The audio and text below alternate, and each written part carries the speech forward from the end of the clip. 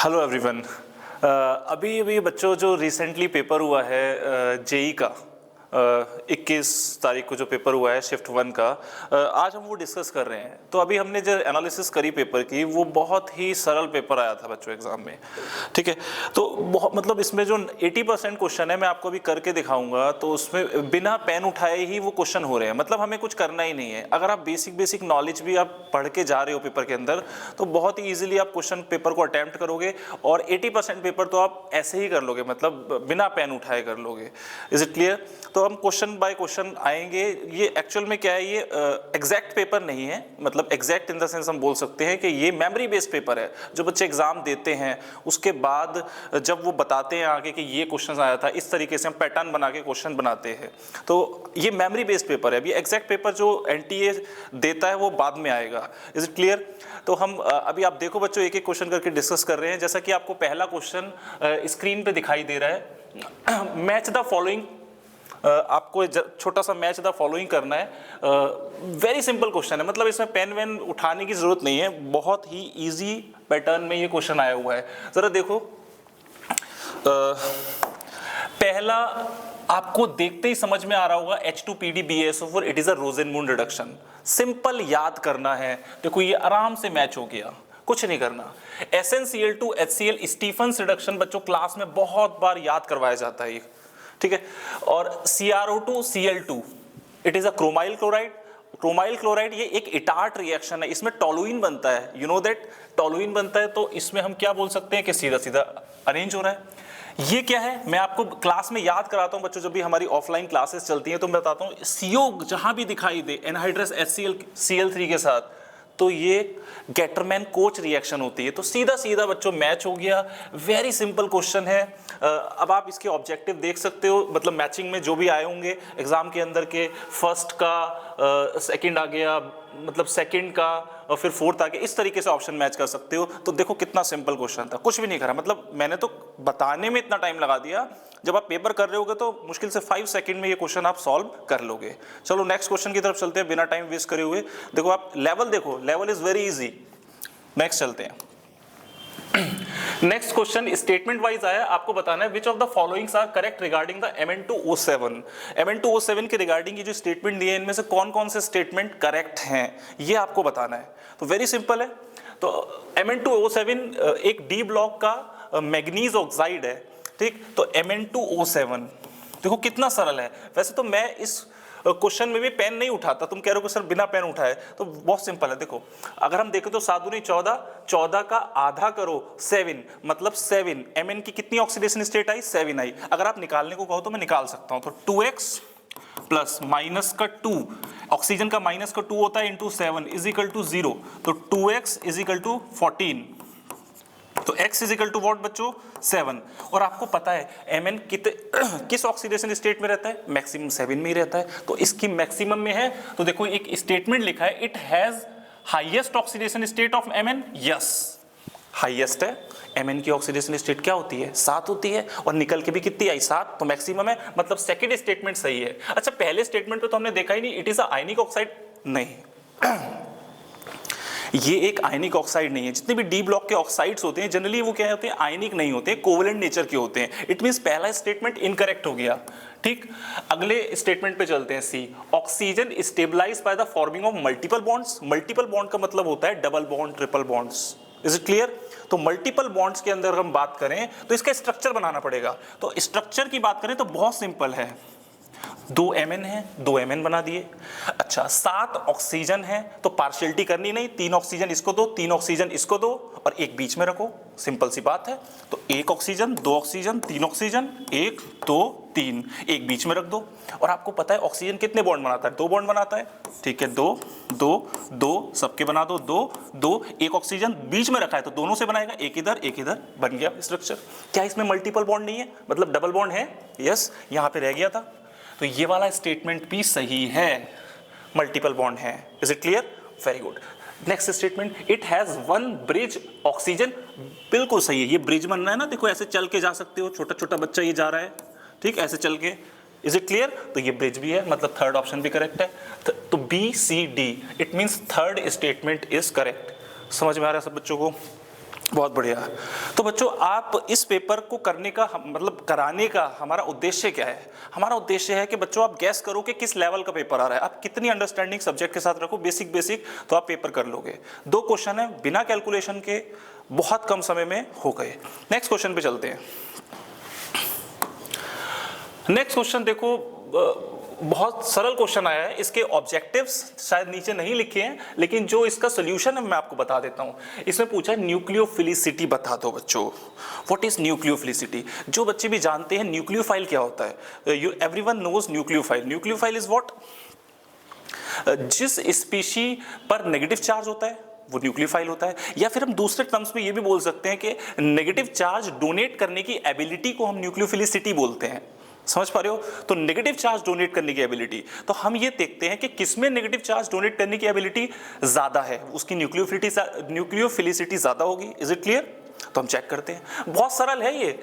मैं तो करने के लिए आपको बोर्ड पे लिख रहा हूं, अदरवाइज ये क्वेश्चन तो देखते ही हो रहा है, दिस इस तरीके से हो जाएगा अगर आप हमारी क्लासेस अटेंड करो तो। ठीक, तो अगला देखो, सबसे पहले मैं स्ट्रक्चर यहां पे सीधा सीधा लिख लेता हूं, OH माइनस CH3COO माइनस। अगर मैं इसको ओपन करके लिखूं तो बच्चों ऐसे लिख सकता हूं CH3COO नेगेटिव। बहुत बढ़िया।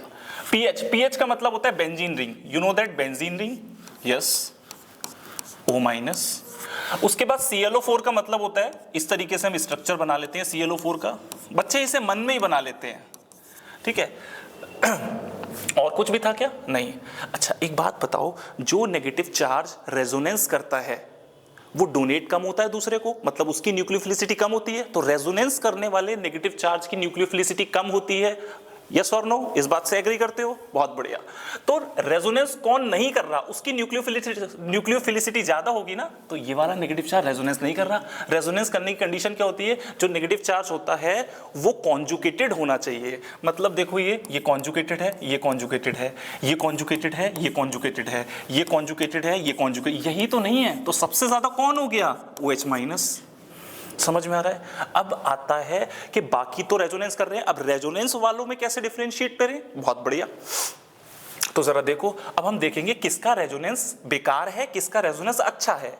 तो हमने आपको पढ़ा रखा है या फिर नहीं भी पढ़ा रखा है, आप हमसे नहीं पढ़े हुए तो कोई बात नहीं। तो हम आपको ये तो पता होगा कि इलेक्ट्रोनेगेटिव एलिमेंट पर नेगेटिव चार्ज ज्यादा स्टेबल होता है, यू नो दैट। लेकिन यहां पे oxygen to oxygen equivalent resonance बन रहे हैं, इक्विवेलेंट रेजोनेंस बन रहे हैं बच्चों। बहुत बढ़िया। यहां भी इक्विवेलेंट रेजोनेंस बन रहे हैं। तो equivalent resonance non equivalent resonance से ज्यादा अच्छे होते हैं, यू नो दैट। ओके, तो ये दोनों तो बहुत अच्छे रेजोनेंस है, ये अच्छा नहीं है क्योंकि यहां पे कार्बन आ रहा है। समझ पा रहे हो? तो जो अच्छा रेजोनेंस नहीं है वो न्यूक्लियोफिलिसिटी ज्यादा शो करेगा। मतलब सेकंड नंबर पे कौन आ गया? PHO minus. अब इन दोनों में यहां पे एक बॉन्ड का रेजोनेंस कम रेजोनेंस, यहां पे 3 बॉन्ड का रेजोनेंस इधर भी होगा। ठीक, तो इसके बाद आ जाएगा अपना क्या? CH3COO माइनस, और उसके बाद क्या आ जाएगा अपना? ये ClO4 माइनस। देखो कितना सरल था। इतना समय तो बच्चों सिर्फ समझाने के लिए लग रहा है। सिर्फ और सिर्फ 5 to 10 सेकेंड का क्वेश्चन है ये एग्जाम के अंदर। केमिस्ट्री 25 मिनट में निपटाई जाती है। Is it clear? अगले क्वेश्चन पे चलते हैं। आई थिंक आपको समझ में आया होगा। अगर फिर भी नहीं समझ में आया तो आप कमेंट कर दो, उसके बाद और भी वीडियोस आपको अपलोड करेंगे। ठीक, नेक्स्ट क्वेश्चन। नेक्स्ट क्वेश्चन में क्या पूछा है? सरल सा क्वेश्चन है, थोड़ी कैलकुलेशंस इसमें है क्या। 4 मॉलिक्यूल्स दिए हैं आपको, following 4 molecules are given, among them one is optically active, find the percentage of carbon in that compound. Very good, बहुत बढ़िया। आराम से समझा देता हूं क्या क्वेश्चन है। 4 आपको ऑप्शंस दिए हैं, उसमें सबसे पहले आपको ढूंढना है कि कायरल किस में है। आपने ढूंढ लिया कायरल किस में, उस मॉलिक्यूल को अलग रख लेना है, उस मॉलिक्यूल के अंदर कार्बन की परसेंटेज निकालनी है। कितना सरल है, बहुत इजी है। थोड़ा सा पेन यहाँ पे उठाना पड़ेगा परसेंटेज निकालने के लिए, अदरवाइज कुछ नहीं है। देखो स्ट्रक्चर देख लो, नॉर्मल प्रोपाइल क्लोराइड, सीधी सीधी चेन का प्रोपाइल क्लोराइड। आइसोप्रोपाइल क्लोराइड मतलब ये एक आइसोप्रोपाइल क्लोराइड है। ये छोटी छोटी बातें पता होनी चाहिए। आइसोब्यूटाइल क्लोराइड, आइसोब्यूटाइल क्लोराइड ये होता है। Secondary butyl chloride, secondary butyl chloride ये होता है। बोलो बच्चों, इज इट क्लियर? अब आप क्लियरली आपको दिख रहा है कायरल नहीं है। कायरल का मतलब क्या होता है? ऑप्टिकल एक्टिव का मतलब क्या होता है? जिसमें कायरल कार्बन हो। कायरल कार्बन का मतलब क्या होता है? जिसका ऐसा कंपाउंड जिसके अंदर ऐसा कार्बन मौजूद हो जिसकी चारों वैलेंसीज डिफरेंट हो। Is it clear? यहां पे तो कहीं से कहीं तक नहीं दिख रही, इतना तो बच्चे जानते ही हैं। इस पॉइंट को चेक करोगे तो दोनों तरफ देखो एक जैसा, ये भी नहीं है। इस पॉइंट को चेक करोगे तो ये दोनों तरफ एक जैसा, इस पे 2 हाइड्रोजन भी होंगे जो दिख नहीं रहे हैं लेकिन, तो ये भी नहीं है। तीसरा तो नहीं है, अब चौथा ही मिला बस। देखो कैसे मिला, ऐसे डिफरेंट, एक कार्बन डिफरेंट, क्लोरीन डिफरेंट, ये देखो डिफरेंट, 2 कार्बन है इधर, तो ये कार्बन हमें मिल गया। अब बच्चों बात आती है कि इसमें कार्बन की परसेंटेज निकालनी है। वो आप खुद भी निकाल सकते हो, मैं तरीका बता रहा हूं। जैसे इसका फॉर्मूला लिखो, इसका फॉर्मूला लिखेंगे तो कितने कार्बन है? 4 कार्बन, C4 आ गया। एक कितने Cl है? एक Cl आ गया। हाइड्रोजन कितने हैं? 1 2 3 4 5 6 7 8 9, ठीक है, ये तो आप गिन ही सकते हो 9। अब बताओ बच्चों, आप इसका मॉलिक्यूलर वेट निकालोगे, 12 चौक 48 प्लस 9 एकम 9 प्लस क्लोरीन का होता है 35.5, इन सबको जोड़ना टोटल आ जाएगा। बोलो क्लियर? और कार्बन का जोड़ना, कार्बन की परसेंटेज है 12 चौक 48, तो 48 बटा जोड़ के नीचे लिखोगे कितना? 35। आप जोड़ लेना, ये टोटल जो वैल्यू आएगी वो यहां लिखो, लिखना इंटू 100 करना, ये आपकी परसेंटेज आ जाएगी। बोलो क्लियर बच्चों? इतनी सी कैलकुलेशन तो आपको करनी पड़ेगी। तरीका मैंने बता दिया आपको, समझ में आया डिस्कशन में? ये सवाल बहुत इजी है, आप स्क्रीनशॉट लो के आराम से इसकी परसेंटेज निकालना, यही आपकी सही से परसेंटेज आ जाएगी। नेक्स्ट क्वेश्चन पे चल रहे हैं। चलो बच्चों, नेक्स्ट क्वेश्चन है बहुत ही आसान। देखो अभी तक के क्वेश्चन से आपको क्या लगा? कुछ भी मेहनत नहीं करनी पड़ रही है, बहुत सरल क्वेश्चन है ये। क्वेश्चन हो जिसमें कुछ सोचना पड़े, इनमें कुछ सोचना ही नहीं पड़ रहा। देखो अगला क्वेश्चन, ये क्या पूछा है? 2 स्टेटमेंट दिए हैं, सिंपल है। इसमें बताना है कि कौन कौन से स्टेटमेंट करेक्ट हैं। बोलो बच्चों, रेडियस का लगाना है। एल्यूमिनियम कौन से ग्रुप का एलिमेंट है? जल्दी बताओ।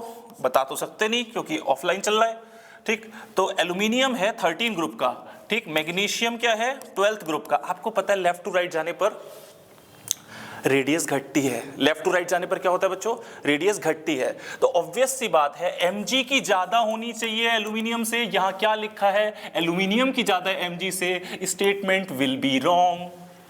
समझ में आ रहा है? बहुत बढ़िया, स्टेटमेंट गलत हो गया।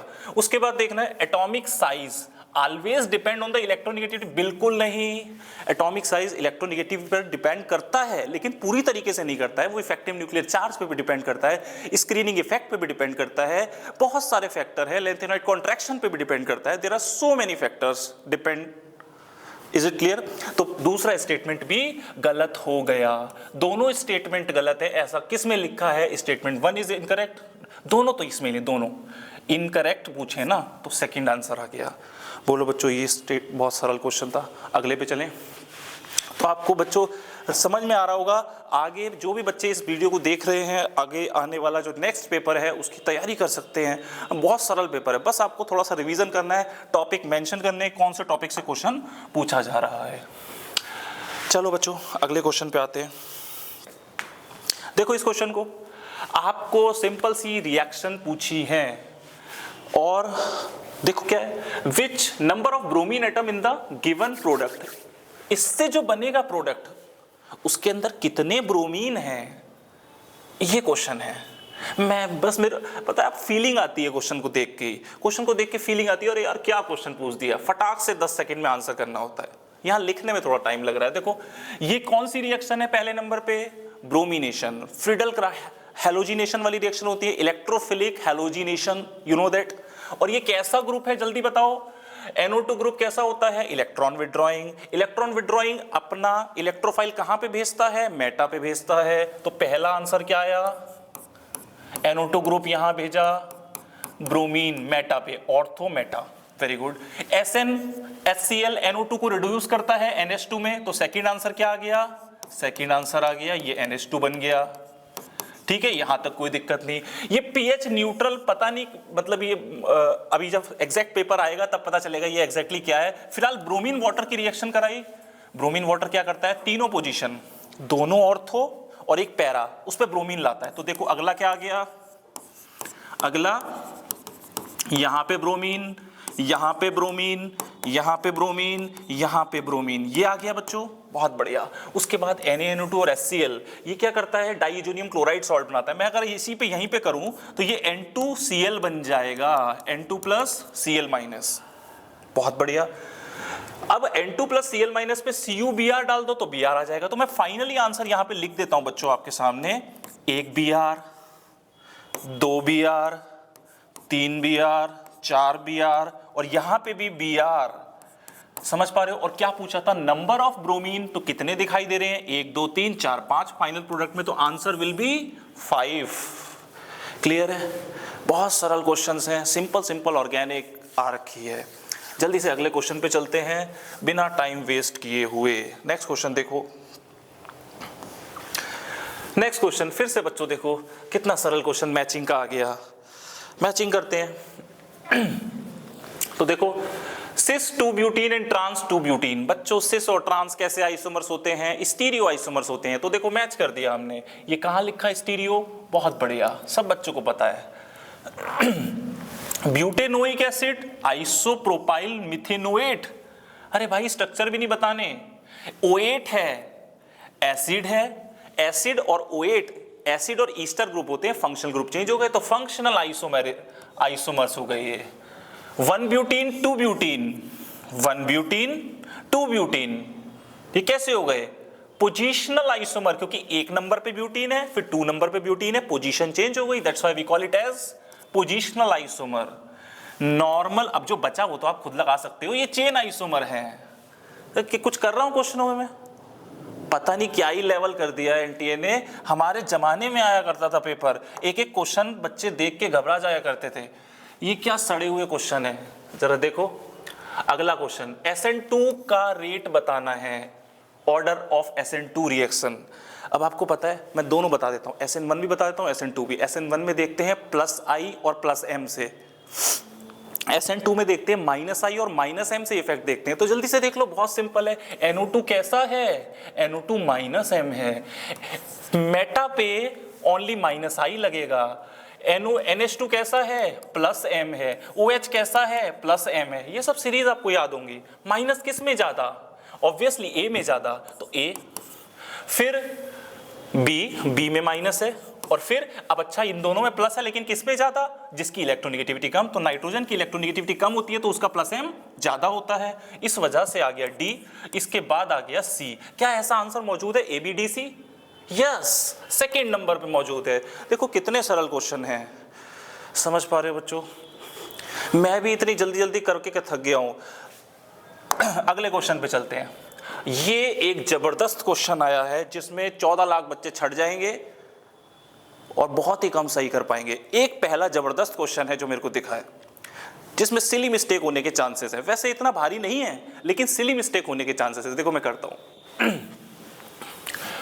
बॉन्ड लेंथ का ऑर्डर बताना है बच्चों।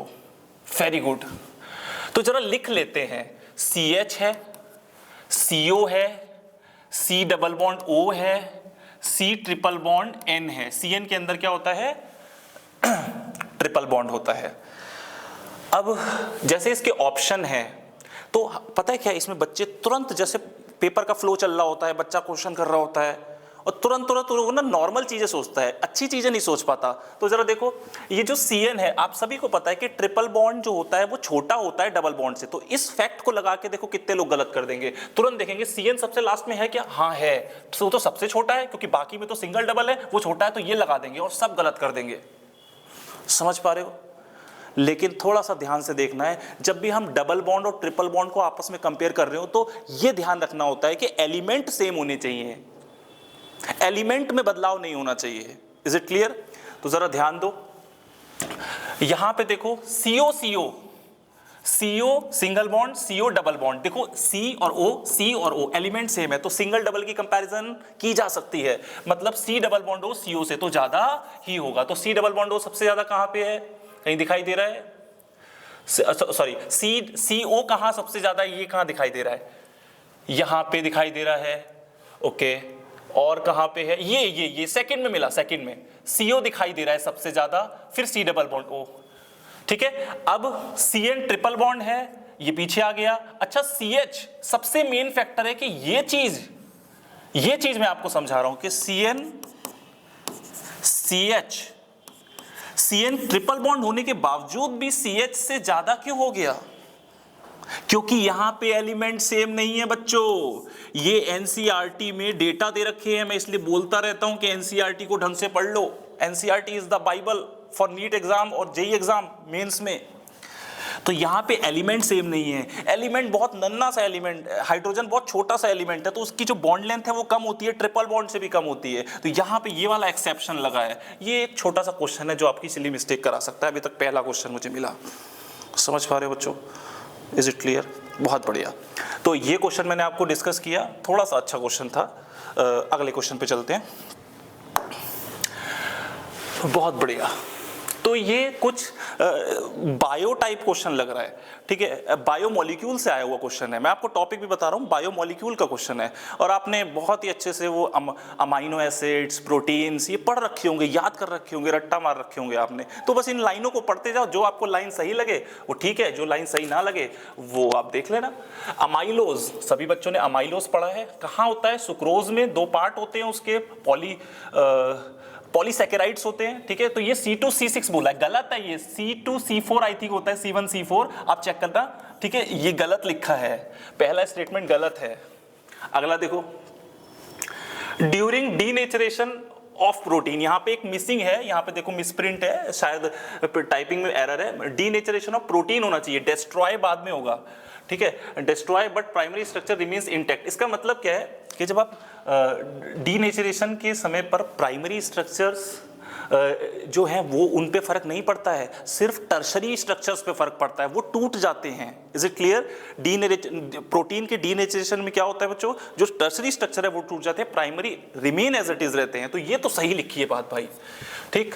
अच्छा, थर्ड में क्या है? Globular protein structures results when the chain of polypeptides coil around to give a spherical shape। yes, बिल्कुल करेक्ट है। आप अगर जाके एनसीईआरटी में पढ़ेंगे तो ग्लोबुलर प्रोटीन जो होते हैं वो कॉइल फॉर्म में होते हैं, मतलब सीधी सीधी चेन की कॉइल बनती चली जाती है और बहुत सारी कॉइल्स बन जाती है, तो कॉइल्स फॉर्म में होते हैं। वेरी गुड, ये स्टेटमेंट बिल्कुल सही है, ठीक है, मैंने टिक लगा दिया। Carbohydrates which reduce Fehling and Tollens reason reducing sugar, obvious सी बात है यार, जो रिड्यूस कर रहा है वो रिड्यूसिंग शुगर्स होंगी। जो शुगर्स रिड्यूस हो जाएंगी किससे? टॉलरेंस से और फेलिंग से। वो कैसी शुगर्स होंगी? रिड्यूसिंग शुगर्स होंगी। Is it clear? Very simple, memory based question है, कोई इसमें दिक्कत नहीं होनी चाहिए। BCD ठीक हो गए, बहुत सरल क्वेश्चन मानूंगा मैं इसे भी। Very good. कोई भी ऐसा क्वेश्चन ऐसा नहीं है जो फंस रहा है, कोई भी क्वेश्चन फंस नहीं रहा, ठीक है, बहुत इजीली। अब देखो कुछ फिजिकल केमिस्ट्री के क्वेश्चंस आ गए हैं। तो फिजिकल केमिस्ट्री बहुत सरल होती है, जेईई मेंस के लिए तो ठीक है। देखो इसमें क्या है, क्वेश्चन को पढ़ते हैं। Osmotic pressure of the solution is 12। Osmotic pressure solution का कितना दे रखा है? 12 दे रखा है।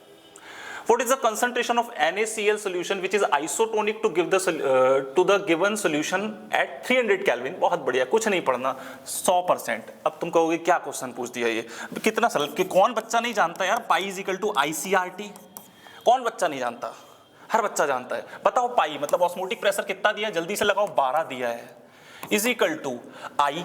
अच्छा, ये कह रहा है कि 100% डिसोसिएशन NaCl है, कितने आए ने? 2। कितना सरल हो गया, आई की वैल्यू 2 हो गई, बहुत बढ़िया। 2 इंटू सी निकालना है क्या? यस, सी निकालना है। आर की वैल्यू पहले से दे के रखा है 0.0821 इंटू टेम्परेचर। टेम्परेचर कितना है? टेम्परेचर है 300, बहुत बढ़िया। तो सी की वैल्यू, अब यहां पे यार बच्चों थोड़ी सी कैलकुलेशन कर लेना, कहो तो ये भी करके दिखा दे। 2 छिक्का 12, लो 6 डिवाइड बाय 0.0821 इंटू 300, पॉइंट हटाया, 4 जीरो बढ़ा दिए ऊपर, लो 300, 2 जीरो कट गए, यहाँ पे बचा क्या? 600 बटा 821, अप्रोक्सीमेटली पॉइंट समथिंग कुछ आ रहा होगा, आप चेक कर लेना, जो भी ऑप्शन है करेक्ट आ जाएगा आपका answer. Is it clear to all? तो कैलकुलेशन बेस्ड क्वेश्चन भी बहुत सीधे सीधे फॉर्मूलेस पे आ रखे हैं। क्लियर हो गया? अगले क्वेश्चन पे चले। फिजिकल केमिस्ट्री का एक वेरी सिंपल, मैं नहीं मानता इसे हार्ड, सारे क्वेश्चन अभी तक सिंपल ही आ रहे हैं। अगर कोई मुझसे पढ़ रखा है तो ये मतलब 18-20 क्वेश्चन तो ऐसे लगाएगा कि फटाफट फटाफट ठीक करके 10-15 मिनट में केमिस्ट्री करके फिजिक्स पे पहुंच जाएगा।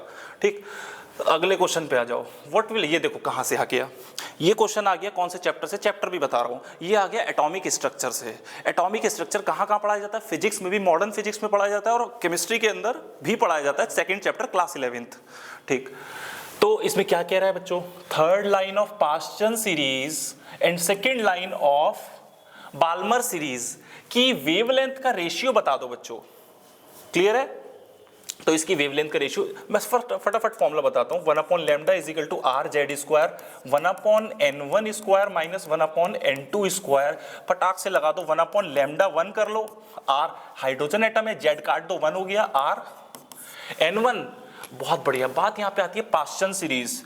आपको पता है लाइमर, बामर, पास्चन, ब्रैकेट, फ्रुन, हम्फ्री, ये सारी सीरीज हैं। 1 अभी पास्चन की कौन सी लाइन लिखी है, तीसरी, ये पास्चन ये रखा, ये तो तीसरे पे है, तो पहली लाइन इससे आएगी, दूसरी इससे आएगी, तीसरी, मतलब n की वैल्यू n2 की वैल्यू 6 हो गई। बहुत बढ़िया, 3 और 6, तो यहाँ पे जरा फॉर्मूले में लगा दो, 9 3 3 9 माइनस 6 6 36।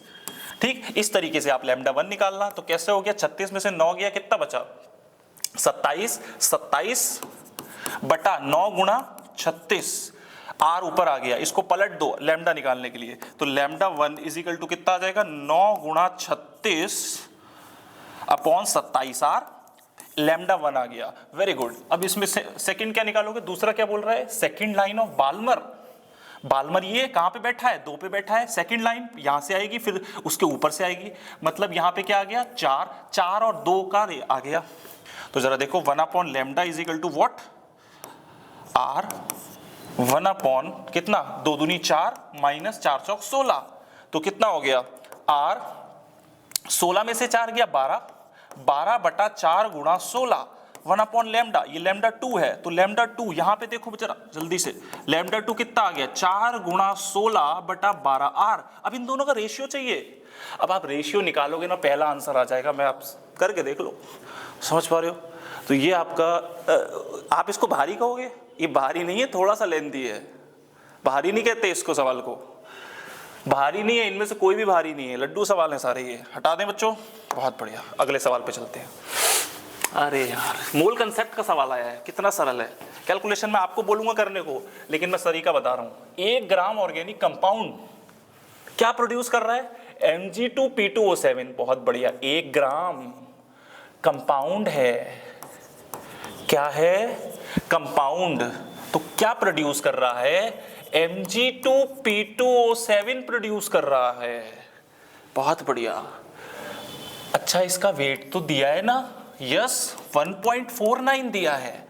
अगर आपको वेट दिया है तो मोल नहीं निकाल सकते, बहुत बढ़िया, मॉलिक्यूलर वेट से डिवाइड करके। mg का कितना होता है लगाओ, p का कितना होता है, आई थिंक जो भी होता है, mg का जैसे फॉर एग्जांपल 24 होता है, 24 दूनी 48 प्लस फॉस्फोरस का 31 होता है, 31 दूनी 62, और ऑक्सीजन का कितना होता है 16, 16 पंजे 80, 16 दूनी 32, 80 90 100, मतलब लगा लेना सब ऐसे 222 समथिंग आ जाएगा, 222 समथिंग आ जाएगा।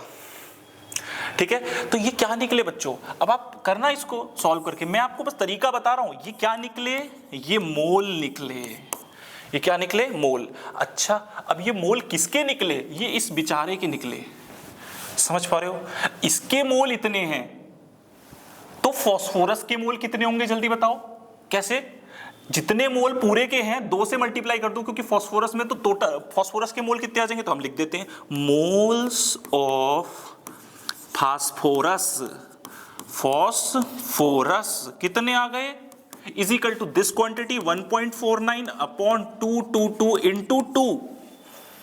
Clear, this is the moles, किसके, फास्फोरस के। अच्छा, मोल्स पता है ना, अब हमें क्या चाहिए, ग्राम अमाउंट। अच्छा, फास्फोरस के 31 से मल्टीप्लाई कर दो, तो ये क्या निकल के आ जाएगा, फास्फोरस के ग्राम में अमाउंट। अब आप कुछ मत करना, मैं तरीका बता रहा हूं, टोटल अमाउंट कितनी है 1, निकली हुई कितनी है ये, तो ये वाली अमाउंट डिवाइड बाय 1 इंटू 100 कर दो, समझ पा रहे हो। करोगे इतना, इतना आपको करना पड़ेगा, मैं आपको लिख के बता देता हूं क्या करना है। ये वाली अमाउंट ऊपर रखनी है, 1.49 गुणा 2 गुणा 31 बटा 222 और डिवाइड करना 1 से इंटू 100, इसको सॉल्व कर लेना, आपका आंसर आ जाएगा लगभग, आई थिंक मैंने सॉल्व किया था 41 पॉइंट समथिंग कुछ आ रहा था। ठीक, आप चेक कर लेना। तरीका समझ में आ गया? कितना सरल है, बहुत सरल सवाल है बच्चों। ये जल्दी जल्दी डिस्कस करके ख़त्म करते हैं जितने भी सवाल अपने पास हैं। ये सवाल अच्छा सवाल, मतलब मोल कंसेप्ट का ठीक ठाक सवाल था। अगले पे चलते हैं। बहुत बढ़िया, ये आपके सामने 14वां सवाल आ रहा है, 14th question.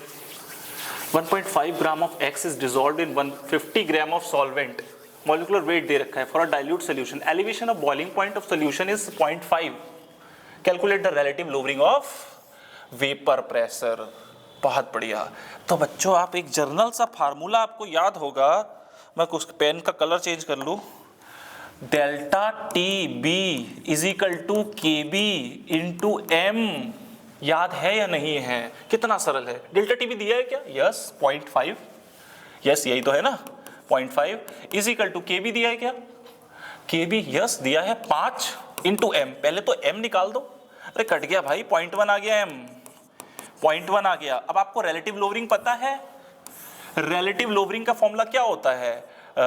P not minus P upon P not is equal to solute का मोल फ्रैक्शन। सोल्यूट के मोल कहां से आएंगे भाई? सोल्यूट के मोल कहां से आएंगे? सोल्यूट के मोल्स, पहले ये ग्राम में अमाउंट है, मोलैलिटी, अपने को मोलैलिटी पता है ना, तो सोल्यूट के मोल आएंगे। बहुत बढ़िया, यहां से आप निकाल लेना सोल्यूट के मोल, मोलैलिटी को ग्राम से मल्टीप्लाई करके। अच्छा ये मॉलिक्यूलर वेट दिया है, इसको तो निकालना ही नहीं है। Moles of 1.5 divide by 300 gram molecular weight, sorry यहां पे x जो है 1.5 ग्राम डिसॉल्व्ड इन अ, ठीक है इतना दिया है, अज्यूम द नो एसोसिएशन, ठीक है। तो मोलैलिटी किस में होती है? 1.5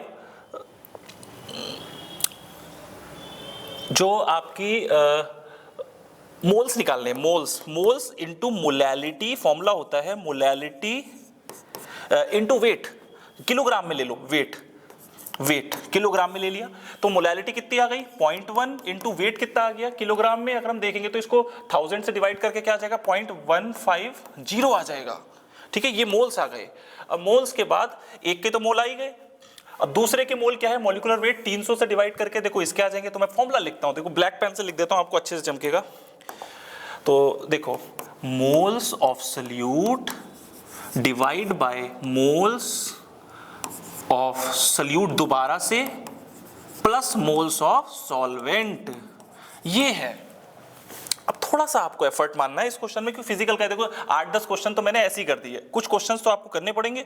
देखो ये वाली क्वांटिटी है, ये मोल्स आ गए, देखो यहाँ पे रख देते हैं। मोल का फॉर्मूला होता है weight upon molecular weight, 1.5 divide by 300 divide by 1.5 divide by 300 plus ये जो आ गया आपका 0.1 इंटू 0.150, इसको सॉल्व कर लेना, आपका आंसर ये, this is called relative lowering. तो ये रिलेटिव लोअरिंग आपकी आ जाएगी बच्चों। Is it clear? कैलकुलेशन थोड़ी सी आप करना, इसका आंसर आप निकाल लेना। बहुत बढ़िया, अगले क्वेश्चन पे चलते हैं। सिंपल क्वेश्चन था, कोई इसमें खास भारी नहीं था। अगले पे चलते हैं। अगला क्वेश्चन देखो, स्टेटमेंट है, 2 स्टेटमेंट्स है। The correct order of the electron gain enthalpy, बहुत बढ़िया, साफ साफ दिखाई दे रहा है यार, कस के मारो इस क्वेश्चन को। देखो CLF BRI हर बच्चे को याद रहता है, CLF BRI, ठीक। पहला स्टेटमेंट करेक्ट है। SnCl6 SnCl4 आयनिक करेक्टर पूछा है बच्चों, आयनिक करेक्टर पूछा है, तो आयनिक करेक्टर जैसे हम बात करें Pb+2 एंड Pb+4 है ये, और ये Pb+2 है, तो हम लिख लेते हैं PbCl4। ये गलत है। जैसे हम बात करते हैं इसमें कोवेलेंट करेक्टर इसमें ज्यादा होगा, ये स्टेटमेंट इनकरेक्ट है, क्योंकि PbCl4 एग्जिस्ट नहीं करता, PbCl2 एग्जिस्ट करता है, ठीक है, तो उसमें कोवेलेंट करेक्टर, ये स्टेटमेंट गलत हो रहा है, ये स्टेटमेंट गलत है। तो कौन सा इसका आना चाहिए? आयनिक करेक्टर, पहला स्टेटमेंट सही है, दूसरा गलत है। Statement first is correct, statement second is incorrect, third आ गया बच्चों इसका, ठीक है। ये नॉर्मल सा क्वेश्चन था। अगले क्वेश्चन पे चलते हैं, क्वेश्चन नंबर 17। तो ये है question, when 8.74 gram of MnO2, बच्चों ध्यान से देखो इस क्वेश्चन को, बहुत एक लाइन का क्वेश्चन है ये भी।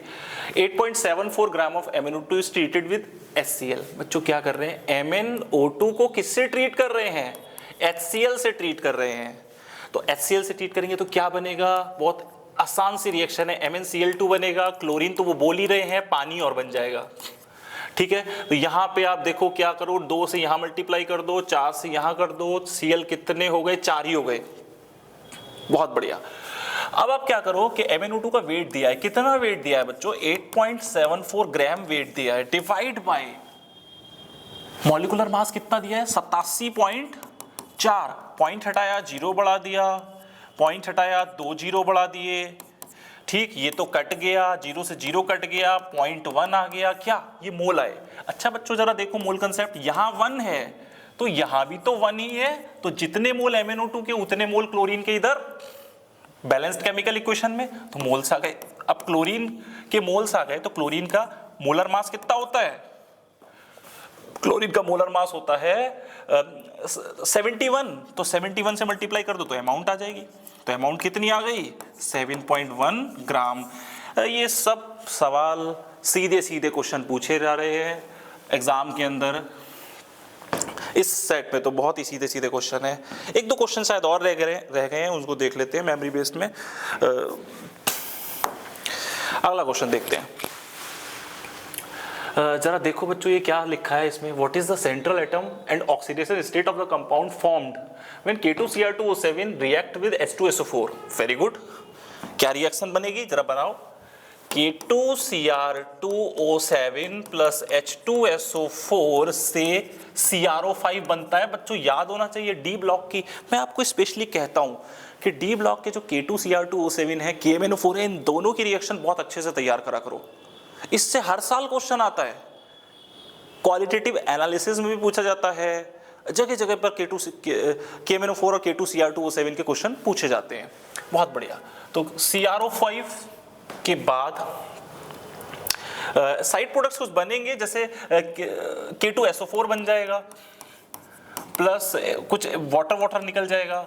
ठीक, हमें तो मेन ये क्रोमियम के कंपाउंड से मतलब था, तो क्रोमियम के कंपाउंड ने ये बटरफ्लाई स्ट्रक्चर बना है। जरा देखो बटरफ्लाई स्ट्रक्चर ये बना है अपना, थोड़ा सही से बना देते हैं इसको, थोड़ा सा मिटा के, Cr और यहाँ पे डबल बॉन्ड O और यहाँ पे O, this is called butterfly structure बना है। ठीक है, तो इसमें ऑक्सीडेशन स्टेट कितनी आएगी, 6 आएगी, हर बच्चे को याद होना चाहिए। जब ये पता चल गया, जिसको ये याद था उसके लिए तो क्वेश्चन आसान है। तो यहाँ कितना भर दें बच्चों, 6 भर दें, और यहाँ पे कौन सा एलिमेंट भर दें, क्रोमियम भर दें, ऑप्शन अपने हिसाब से देख लेना। तो ये वाला 17 नंबर का क्वेश्चन भी हमने सॉल्व कर दिया। एक लास्ट क्वेश्चन पे चलते हैं, क्या बोल रहा है ये क्वेश्चन मैं तमाम बार क्लासों में कराता रहता हूं बच्चों को, बड़ा ही सिंपल है। जब भी KSP AgCl का KSP आ जाए क्या करना है, एक ही बात अपने को ध्यान में रखनी है, फॉर्मूला भी मुझे तो कर करके रट गया था, E is equal to E0 cell minus 0.059 upon, इसमें 1 इलेक्ट्रॉन कंज्यूम होता है, ये भी पता होना चाहिए, लॉग 1 अपॉन में KSP आ जाता है, ये फॉर्मूला बनता है। अगर आपने इलेक्ट्रो थोड़ी बहुत भी पढ़ रखी है ना, तो ये सवाल तो आपके हर मॉड्यूल में, किसी भी कोचिंग में पढ़ लो, आप कहीं भी पढ़ लो, ये हर मॉड्यूल में सवाल मिलता है ये वाला। ठीक, तो KSP दिया है क्या, अरे वाह KSP दे दिया इसने। अब E0 सेल दिया है क्या, यस E0 सेल भी दिया है भाई इसमें, तो यहां रख दो 0.79 माइनस 0.0591 अपॉन 1 लॉग KSP कितना है जल्दी बता दो, 10 की पावर -10, ऊपर जाके प्लस का 10 हो जाएगा, बहुत बढ़िया। 0.79 माइनस 0.0591 इंटू 10, और लॉग 10 की वैल्यू हर बच्चे को याद होती है 1। अरे यार इसको सॉल्व कर लेना, इतना सॉल्व मत करवाओ, सामने पड़ा है आंसर, समझ में। 19 के 19 क्वेश्चन बच्चों बहुत ही बढ़िया से डिस्कस हुए हैं। क्या सीखा आपने, किसी भी क्वेश्चन में एफर्ट लगा, कुछ एफर्ट नहीं लग रहा, सीधे सीधे क्वेश्चंस हैं। तो आगे के पेपर्स में बच्चों ऐसे ही क्वेश्चन आने वाले हैं। JEE mains is nothing but it is a NEET type exam. 15 से 16 क्वेश्चन तो जैसे नीट में आते हैं ना, हल्के हल्के, पेन उठाओ लगा दो, पेन उठाओ लगा दो, वैसे ही इसमें क्वेश्चन आते हैं। तो घबराने की जरूरत नहीं है, बस आपने जो पढ़ रखा है उसमें से क्वेश्चन, और वैसे भी 200-250 नंबर ही तो लाने होते हैं, 220 नंबर पे आप 99 परसेंटाइल ले आते हो। Is it clear? तो बहुत सरल क्वेश्चन है। आगे जो और भी सेट्स होंगे उसको हम नेक्स्ट लेक्चर में डिस्कस करेंगे। अगर आपको ये वीडियोस पसंद आई है तो बहुत ही बढ़िया।